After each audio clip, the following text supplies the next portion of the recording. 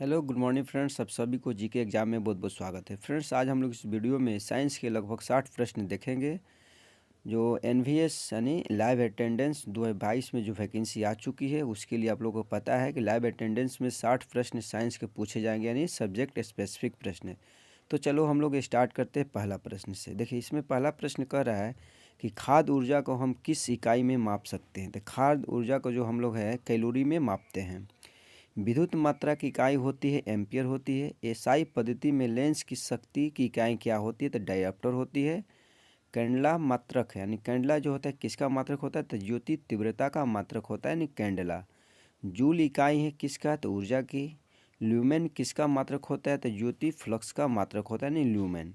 Curie किसकी इकाई का नाम है, तो देखिए क्यूरी जो होता है रेडियो एक्टिव धर्मिता की इकाई का नाम है। दाब का मात्रक होता है पास्कल। कार्य का मात्रक होता है जूल। अब प्रकाश वर्ष की इकाई होती है यानी दूरी। और नेक्स्ट प्रश्न हम लोग देखेंगे। अगला प्रश्न है यहाँ पर कि जड़त्व का माप क्या कहलाता है, तो जड़त्व का माप जो होता है द्रव्यमान कहलाता है। एंगस्ट्रॉम क्या मापता है, तो एंगस्ट्रॉम जो है तरंगदैर्घ्य को मापता है। किसने न्यूटन से पूर्व ही बता दिया था कि सभी वस्तुएं पृथ्वी की ओर गुरुत्वाकर्षित होती है, तो ये ब्रह्मगुप्त ने, यानी ब्रह्मगुप्त ने। यदि एक पेंडुलम से दोलन करने वाली घड़ी को पृथ्वी से चंद्रमा पर ले जाएं तो घड़ी होगी यानी सुस्त हो जाएगी। प्रकाश वोल्टेज सेल के प्रयोग से सौर ऊर्जा का रूपांतरण करने से किसका उत्पादन होता है, तो प्रकाशीय ऊर्जा का उत्पादन होता है। और नेक्स्ट प्रश्न यहाँ पर है कि जब हम रबड़ के गद्दे वाली सीट पर बैठते हैं या गद्दे पर लेटते हैं तो उसका आकार परिवर्तित हो जाता है। ऐसा पदार्थ में पाई जाती है, ये किसके कारण होती है, तो स्थितिज ऊर्जा के कारण होती है। और नेक्स्ट यहाँ पर है कि उत्प्लवता से संबंधित वैज्ञानिक का नाम बताना है। देखिए, उत्प्लवता का सिद्धांत किसने दिया था, तो आर्किमिडीज ने दिए थे। द्रव में आंशिक या पूर्णतः डूबे हुए किसी ठोस द्वारा प्राप्त उछाल की मात्रा निर्भर करती है, किस पर निर्भर करती है, तो ठोस द्वारा हटाए गए द्रव की मात्रा पर निर्भर करती है। देखिए, इसमें जितने भी प्रश्न हैं बहुत इंपॉर्टेंट प्रश्न है साइंस के, ऐसे ही प्रश्न है। यानी पिछली बार मैंने देखे थे पेपर एनवीएस लाइव अटेंडेंस का, तो ऐसे ही प्रश्न पूछे गए थे सब्जेक्ट स्पेसिफिक के लिए। तो फ्रेंड्स, आप लोग शुरू से अंत तक बने रहेगा, आप लोग को बहुत इसमें मजा आने वाला है इस सेशन में। तो चलिए देखते हैं हम लोग नेक्स्ट प्रश्न। अगला प्रश्न करा कि जल पृष्ठ पर लोहे के टुकड़े के न तैरने का कारण क्या होता है। कहने का मतलब रहता है कि जल पर लोहे के टुकड़े मतलब डूब जाते हैं, क्यों डूब जाते हैं। देखिए, लोहे द्वारा विस्थापित जल का भार लोहे से के भार से कम होता है। जैसे ऐसे भी प्रश्न एग्जाम में पूछ ले जाते हैं कि जल पर बड़ी बड़ी बोट जो होती है तैरती रहती है, लेकिन एक पानी पर मतलब कि लोहे की कील डूब जाती है, क्यों ऐसा होता है। तो ऐसा होता है, वही होता है कि लोहे द्वारा विस्थापित जल का भार जो होता है लोहे से के भार से कम होता है।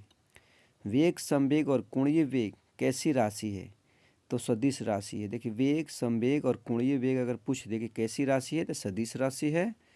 अदिश राशि मतलब ऊर्जा जो होता है अदिश राशि होता है, तो वही पूछ रहा है यहाँ पर ऊर्जा जो क्या है कौन सी राशि है, तो अदिश राशि है। और अगला प्रश्न देखेंगे। बल गुणनफल है, बल जो होता है किसका गुणनफल होता है। देखिए, बल जो होता है द्रव्यमान और त्वरण का गुणनफल होता है। जब कोई व्यक्ति चंद्रमा पर उतरता है तो उसके शरीर में उपस्थित होता है क्या होता है, तो भार घट जाता है तथा मात्रा अपरिवर्तित रहती है। किसी पिंड के उस गुणधर्म को क्या कहते हैं जिससे वह सीधी रेखा में विराम या एक समान गति की स्थिति में किसी भी परिवर्तन का विरोध करता है, उसे जड़त्व कहा जाता है। आप लोग को लाइव अटेंडेंस में ऐसे ही प्रश्न देखने को मिलेंगे। आप लोग इस प्रश्न से आप लोग घबरा कर हटिएगा मत, ये वीडियो छोड़कर जाना मत, क्योंकि ऐसे ही प्रश्न पूछे गए। आप लोग गूगल पर सर्च करके भी देख सकते हैं, पिछले बार का जो लाइव अटेंडेंस में स्पेसिफिक जो प्रश्न पूछे गए थे ऐसे ही लेवल के प्रश्न पूछे जाते हैं। इसीलिए आप लोग शुरू से अंत तक बने रहेगा। न्यूटन के पहले नियम को क्या कहा जाता है, तो न्यूटन के पहले नियम को जड़त्व का नियम कहा जाता है। पार्सेक इकाई है, पार्सेक किसकी इकाई है, तो दूरी की इकाई है। वायुमंडल के बादलों के तैरने का कारण क्या होता है, वायुमंडल में जो बादल जो तैरते हैं किसके कारण तैरते हैं, तो घनत्व के कारण ही तैरते हैं। समुद्र में पलवन करते समय आइसबर्ग का कितना भाग समुद्र की सतह पर ऊपर रहता है। देखिए, कहने का मतलब इस प्रश्न में है कि समुद्र में पलवन करते समय आइसबर्ग का कितना भाग समुद्र की सतह से ऊपर रहता है, तो 1/10 भाग। यहाँ पर आइसबर्ग जो है, यहाँ आइस यानी बर्फ़ की बात हो रही है। तो बर्फ़ का जो टुकड़ा होता है 1/10 भाग ही मतलब समुद्र में जब प्लवन करता है तो समुद्र के भाग पर मतलब सतह से ऊपर रहता है, कितना 1/10 भाग। तो देखते हैं हम लोग नेक्स्ट प्रश्न। जब जब कोई नाव नदी से समुद्र में प्रवेश करती है तो थोड़ी ऊपर की ओर उठ जाती है। पानी का घनत्व अधिकतम कितना होता है? तो 4 डिग्री सेल्सियस पर पानी का घनत्व सबसे ज़्यादा होता है।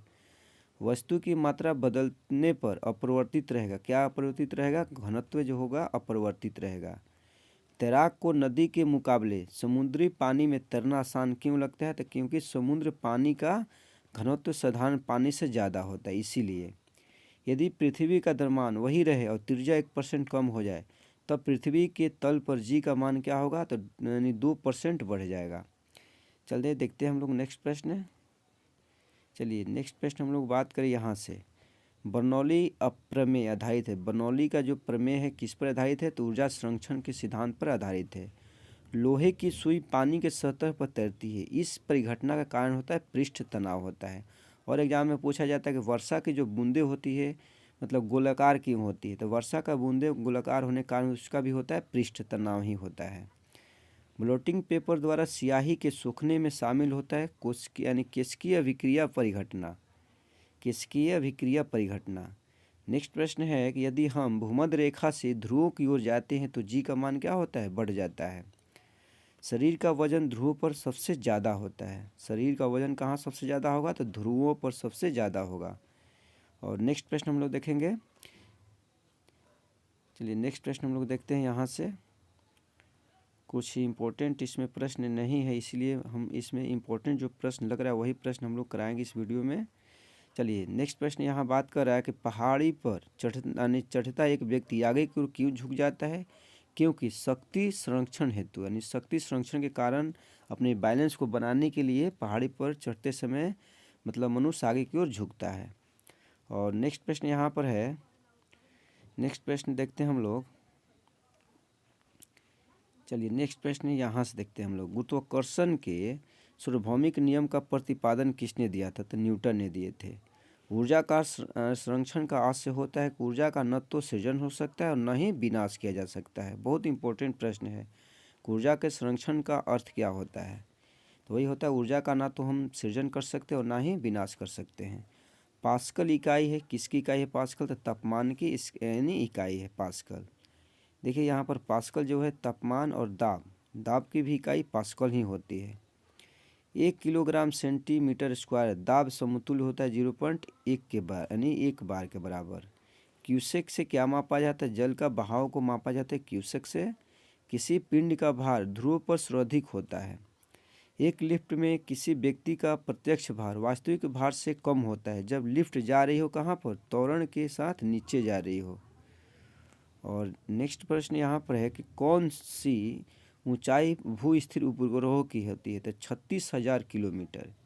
महान वैज्ञानिक आर्किमिडीज किस देश से संबंधित है? तो ग्रीस से संबंधित है। पानी की बूंदों का तैलीय पृष्ठों पर न चिपकने का कारण होता है असंजक बल का अभाव होता है। तुल्यकारी उपग्रह घूमता है पृथ्वी के गिर्द यानी पश्चिम से पूर्व की ओर। पहिए में बॉल बेयरिंग का कार्य क्या होता है? तो स्थैतिक घर्षण को गतिज घर्षण में बदलने के लिए किया जाता है। और नेक्स्ट प्रश्न हम लोग देखेंगे। चलिए यहाँ से हम लोग देखते हैं अगला प्रश्न। किसी कालीन की सफाई के लिए यदि उसे छड़ी से पीटा जाए तो उसमें कौन सा नियम लागू होता है? तो गति का पहला नियम लागू होता है। सड़क पर चलने की अपेक्षा बर्फ़ पर चलना कठिन होता है क्योंकि बर्फ़ में सड़क की अपेक्षा घर्षण कम होता है, इसीलिए। लोलक की आवर्तकाल लंबाई के ऊपर निर्भर करती है। लोलक घड़ियाँ गर्मियों में क्यों सुस्त हो जाती है? तो लोलक की लंबाई बढ़ जाती है जिससे इकाई दोलन में लगा हुआ समय बढ़ जाता है। किसी सरल लोलक की लंबाई 4% बढ़ा दी जाए तो उसका आवर्तकाल क्या होगा? 2% बढ़ जाएगा। और नेक्स्ट प्रश्न है कि यदि लोलक की लंबाई 4 गुनी कर दी जाए तो लोलक के झूलने का समय दोगुना हो जाएगा। तो फ्रेंड्स आप लोगों को वीडियो कैसा लगा? अच्छा लगा तो लाइक ज़रूर कीजिएगा क्योंकि मेरे चैनल पर डे 1 से 2 वीडियो अपलोड किए जाएंगे इस समय। तो आप लोग मेरे चैनल को लाइक कीजिए, सब्सक्राइब कीजिए, शेयर कीजिए। मेरे फ्रेंड्स मिलते हैं नेक्स्ट वीडियो में, तब तक के लिए आप लोग से बाय बाय।